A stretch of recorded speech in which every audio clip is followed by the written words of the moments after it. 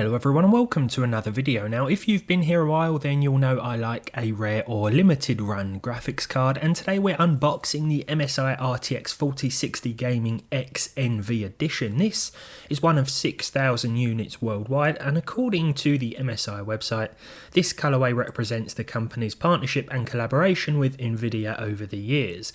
From what I've seen price wise, the online retailers that do have it here in the UK have it listed for the same or ever so slightly more money than the regular Gaming X version.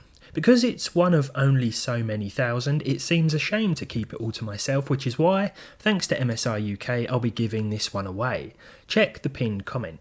If you're watching this a week or more after upload, then ignore what I've just said. Let's get it unboxed and take a closer look at this card in all its green glory. First impressions always start at the packaging, and I like how this is presented in a plain black box with the MSI logo and tearaway cardboard edges. Opening up this box and we have the 460 NV Edition itself, which comes with a quick installation guide, as you would expect. The card itself is, well, it certainly is green, and actually it isn't the first from MSI to come in this colour scheme. You might remember the GTX 960 and 970 100 million editions released back in 2015, I believe, to celebrate 100 million sold. I still want one of those. In fact, had I not been sent this one, I'd probably be scouring the last pages of eBay in a decade or so, looking to make a retrospective video on this.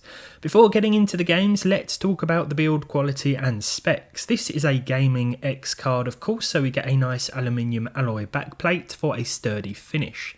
On paper, this boosts up to 2595 MHz or 2610 MHz via MSI Center, where we can also control many other aspects of the card, including the lighting. Oh, what's that? This isn't enough green already? Well, just a moment. There we go. Power wise, we have a single 8-pin connector and the card has a 115 watt TDP. When it comes to gaming, this card will boost higher than its stated clock speed. I often saw over 2800 MHz.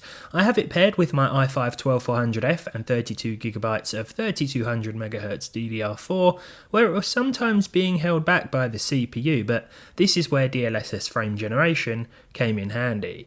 It wasn't long ago I tested a 4060, but let's have a look at this one in action. The first game we have today is Starfield at 1080p, where surprisingly this did quite well at 100% resolution scaling with the medium settings.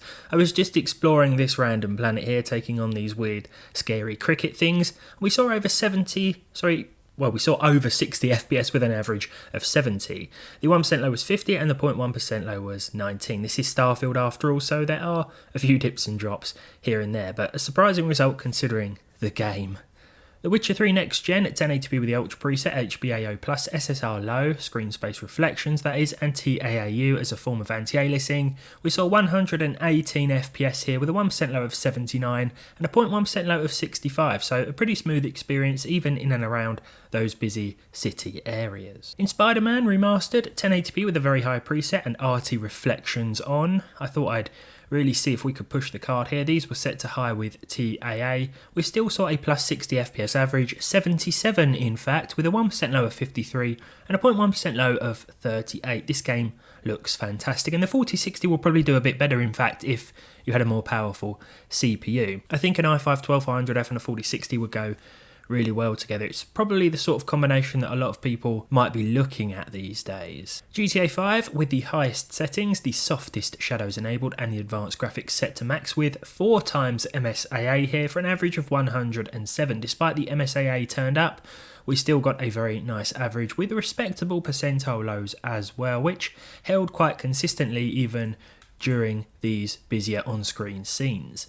Elden Ring has a 60 FPS cap by default, of course, which I tend to leave enabled so as not to mess with the physics and things. Maximum preset here, of course, we hit 60 FPS with a 1% low of 51 and a 0.1% low of 36. The card is staying relatively cool and nice and quiet as well under load. The twin Frozer cooler is doing a great job here. Forza Horizon 5 next at 1080p with the Extreme preset and TAA for an average of 108 FPS, a 1% low of 88 and a 0.1% low of 85. So a very consistent experience for Forza here, and I thought the Extreme preset would perform a lot worse, but we could definitely push the resolution higher if we want to, not just here but in other games as well. Fortnite up next, and I decided to go for the high preset with Lumen enabled because this makes certain lighting situations look absolutely fantastic, as you can probably see on screen here. 100% resolution scaling was also enabled, and we saw over 106 FPS. Now this is a competitive online game, so I'd usually recommend turning the settings down for as many frames as possible, but it's nice to see that Fortnite can look really good when we do turn those settings up and still perform quite well on cards like this. Red Dead Redemption 2 with the ultra textures, everything else set to high, the geometry LOD max, the grass LOD 2 out of 10 and TAA medium. I really think I could have pushed a lot of these settings higher with this card. For Cyberpunk at native 1080p with the ultra preset, we saw 70 frames per second with a 1% low of 53 and a 0.1% low of 48. So a few dips and drops in and around those busier areas, but I think the i5-12400F was partly to blame here as well. And in other situations it was certainly the limiting factor, but let's move on to a couple of frame generation benchmarks, which of course we do have access to even with this card. In Cyberpunk it makes all the difference with Ray Tracing Ultra. That's the preset.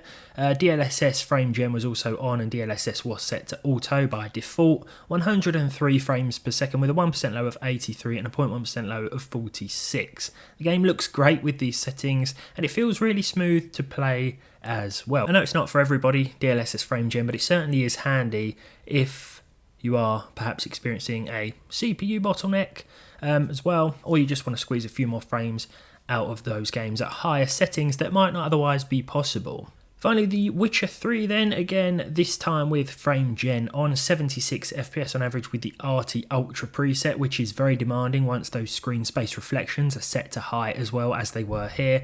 The 1% low was 60 and the 0.1% low was 55, so this represents a pretty consistent experience. What you can expect from the Gaming X edition, you can expect from the Gaming X NV edition, apart from the green, of course. But there we go. I hope you've enjoyed this unboxing and look at this card. If you did, leave a like, subscribe to the channel if you haven't done so already, and hopefully I'll see all of you in the next one.